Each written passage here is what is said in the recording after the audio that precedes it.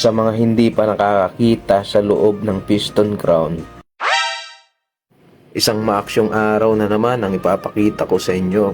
Ngayon ay mag-o-overhaul kami ng main engine piston. Napakagandang content nito para sa mga aspiring marine engineers, pati na rin sa akin for my references. So galing dito sa rack, ibababa natin ang piston patungo sa piston stand. Kung mapapansin nyo, hinihigpit ang maigi ang tornilyo ng lifting tool para makasiguro na safe at secure ang piston bago birahin ng engine room crane. At eto na, ibababa na natin dahan-dahan patungo sa piston rack. Habang itinututo ko sa butas ng flooring ay inaalalayan naman ng mga tropa na hindi sumabit ang piston rod at maiwasang bumangga habang ibinababa.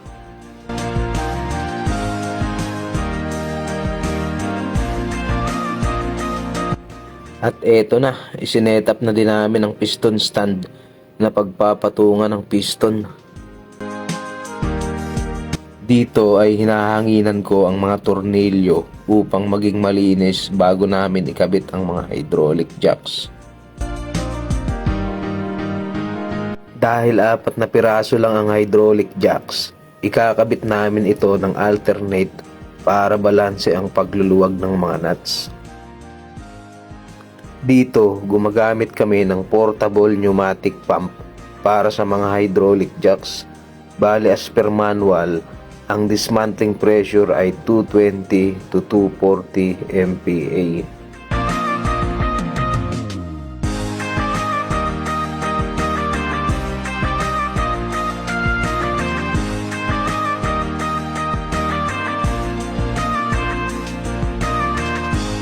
At natapos na nga naming tanggalin ang lahat ng tornilyo.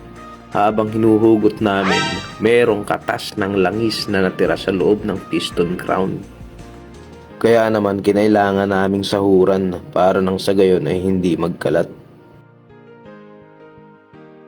So eto na, nahugot na namin ang piston crown. Bali yung ilalim ng piston crown, umaabot yan ang piston cooling oil. Kaya kanina habang hinuhugot, kung napansin nyo ay merong tumatagas na langis.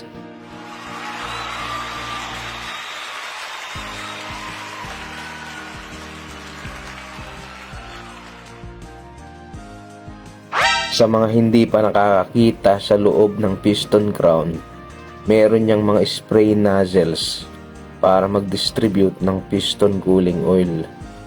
Sa next video, ipapakita ko ang pag-assemble at pag-pressure test ng piston.